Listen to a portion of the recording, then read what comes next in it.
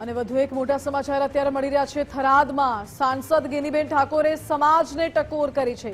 અંધશ્રદ્ધા અને કુરિવાજો સાથે જૂની પ્રથા બંધ કરવા માટે સાંસદે આહવાન કર્યું છે। ગેનીબેને કહ્યું છે કે મહેરબાની કરીને કોઈ ભુવાઓમાં નહીં ફસાતા, ભુવાઓ વહેમમાં નાખીને તમને બરબાદ કરી નાખશે, પોતાના સ્વાર્થ ખાતર અંધશ્રદ્ધા તરફ લઈ જશે। હવે કોઈ પણ દીકરી દશામાનું વ્રત ન કરે તેવું પણ આહવાન કર્યું છે ગેનીબેન ઠાકોરે। ગેનીબેને કહ્યું કે દશામાં નડતા નથી, નડતા હોય તો મારી પાસે મોકલજો। મૈત્રી કરારથી દીકરા દીકરી લગ્ન કરે તે ન ચલાવી લેવું જોઈએ તેવું પણ નિવેદન આપ્યું છે।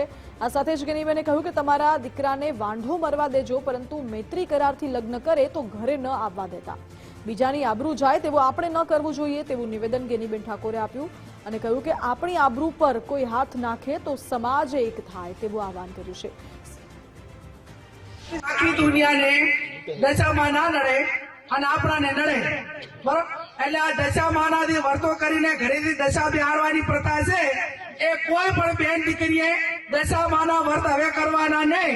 અને જેને દશામાં નડે એ બધા માને મારે એ મેલ દીધો, હું એકલી ગાડી ફેરું છું, દશામાં મારા ભેગા ગાડી ભરશે અને નડે તો મને નડે, તમને કોઈ નડશે નહીં, બરોબર ને?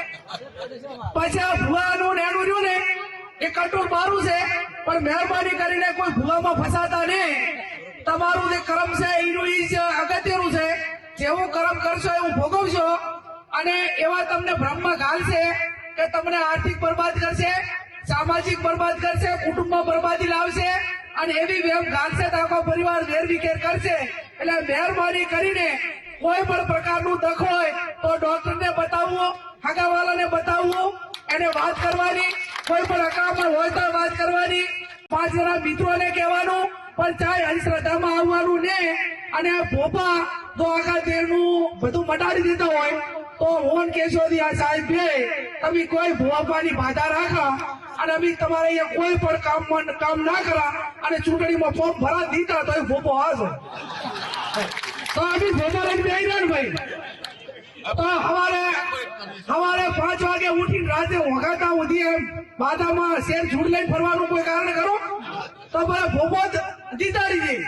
એટલે ચાહે ભોપાની વાતરી જે ભોપા હોય માફ કરે, નકર પછી પેલા આપણે ના નડે ભાગ, બરોબર? એટલે આ માત્ર ભ્રમો છે, માત્ર કમાણી અને સાધન છે, ટોકા રસ્તા છે। લોકોની માનસિકતા એની સમજણ કેટલી છે, એની મગજની કેપેસિટી કેટલી છે એ નક્કી કરીને ભ્રમમાં ગાળતા હોય છે।